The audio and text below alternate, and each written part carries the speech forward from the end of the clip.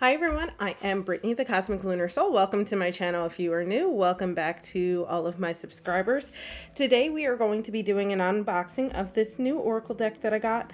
I've been wanting it for a while. This retails for $22.99 US, but it's on sale currently at the time of this recording for $19 and change on Amazon. This is the Sacred Forest Oracle by Denise Linn. It's a 52 card deck. And it says it's to open energy portals of a higher dimension. The box came wrapped in this cellophane, so I'm going to go ahead, get it open, and I will be right back.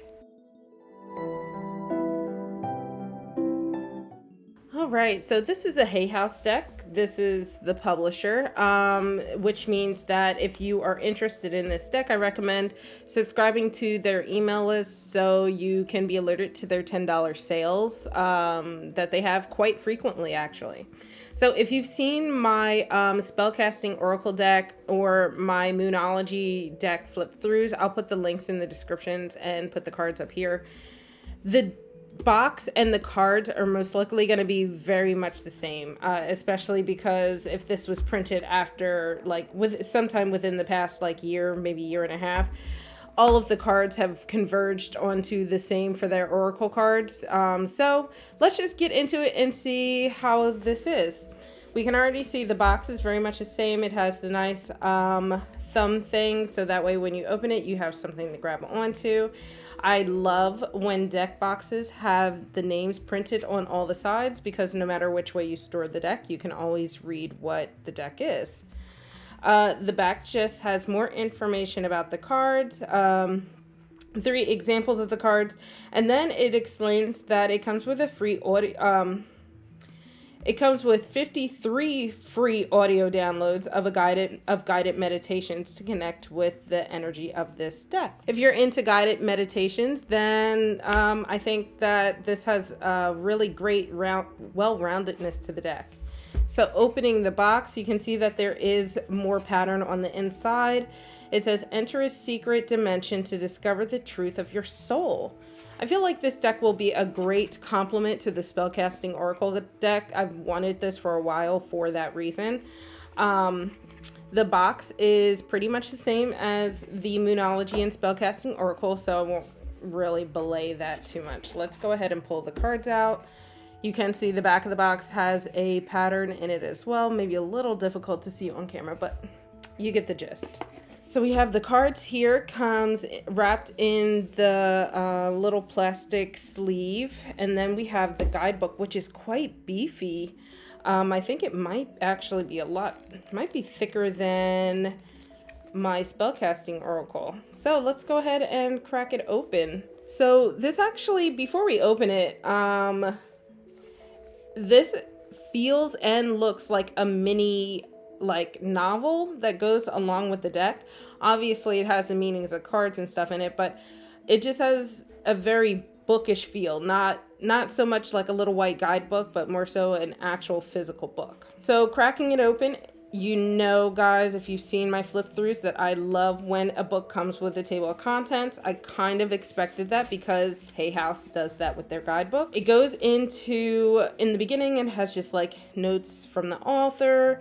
There's the bonus gift section, so we're definitely going to look into that.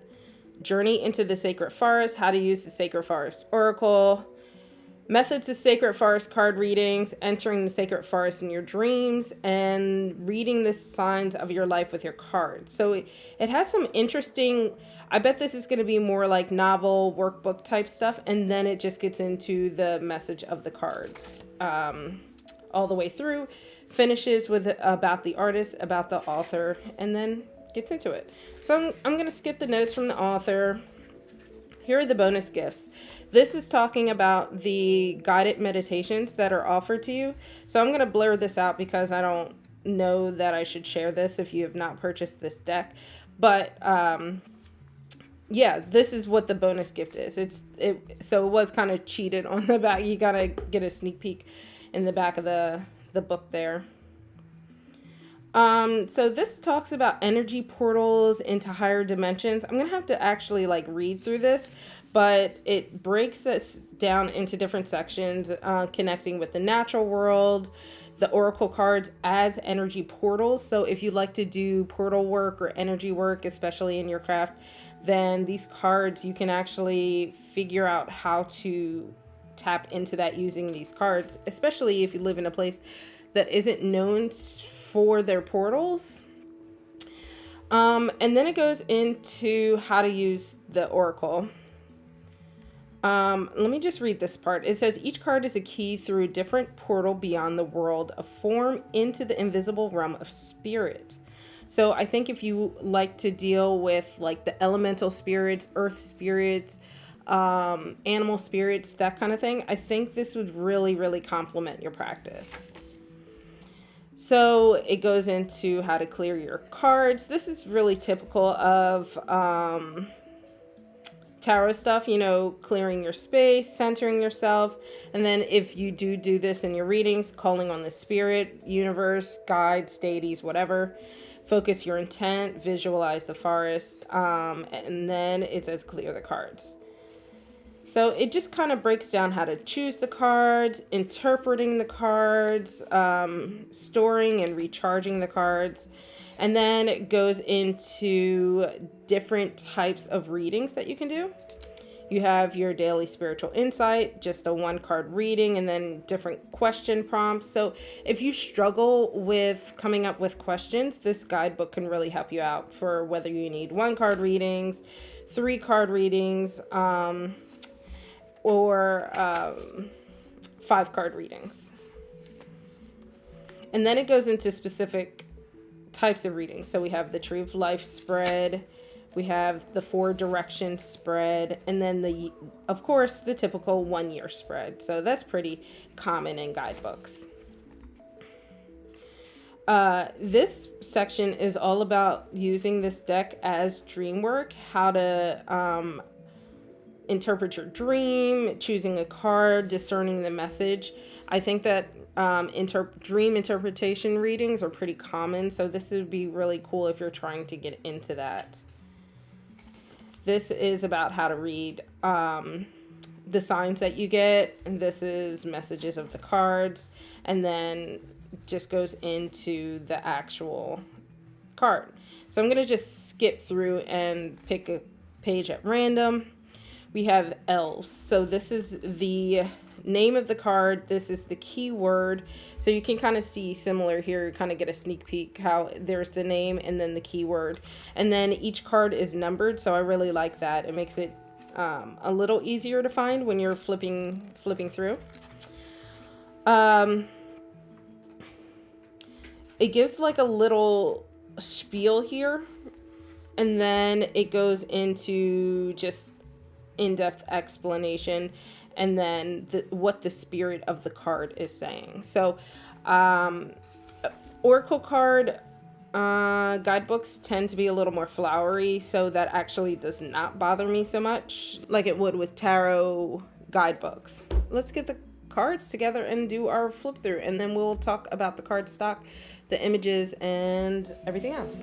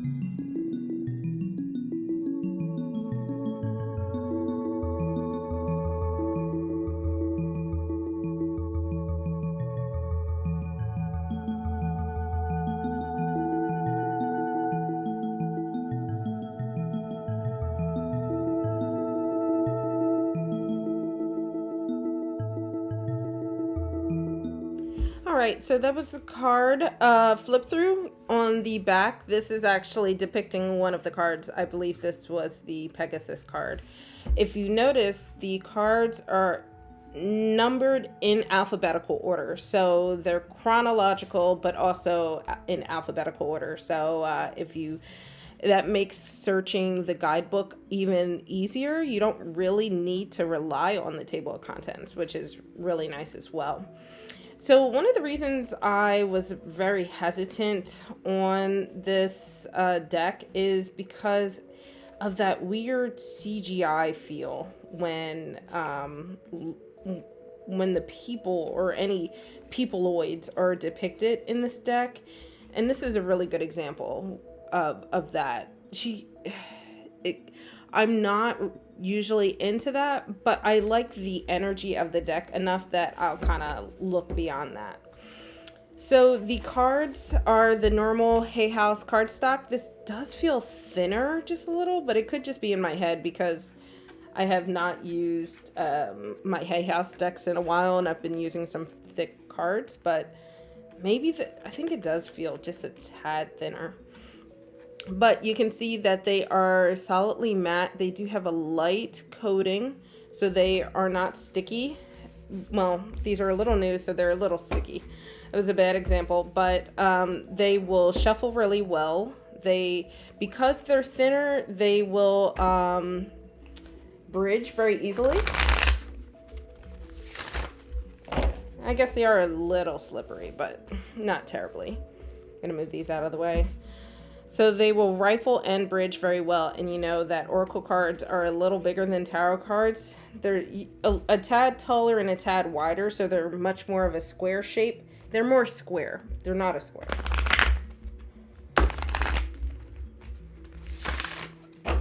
So these will bridge and rifle very easily, and I've talked about this in many videos. They take to that very well because they are thinner cards. The thicker the cardstock, the sooner and more easily it will take to a bend. It will kind of have a permanent look like that if I were to press down. So these are thin enough, light enough that, you know, it's fine. So cardstock wise, they're pretty standard for Hay House. It is a mass market deck, so maybe a little on the thinner side. But if you like to fan, they fan out fairly well. New decks are going to stick, so they need a little more breaking in. But they'll fan very well if that is your aesthetic. Or if you'd like to overhand shuffle, they overhand shuffle very well. Since they're on the thinner side and I tend to rifle, and I have small hands, I tend to grip a little harder. So when you get down to the bottom, they're going to tend to do that. But you can also overhand shuffle the long way. I don't personally like to do this. It's a little uncomfortable for my grip, but that can definitely help you if you have smaller hands like me and like to overhand shuffle. So this was the flip through of the Sacred Forest Oracle rather. Comment below, let me know if you have this. If you have this and the Spellcasting Oracle, do you like to use them together? Let me know, because I definitely want to try to use them. You might see this in some upcoming live streams, so make sure you like this video if you enjoyed it. Hit that subscribe button and that notification bell so you don't miss out on any future videos.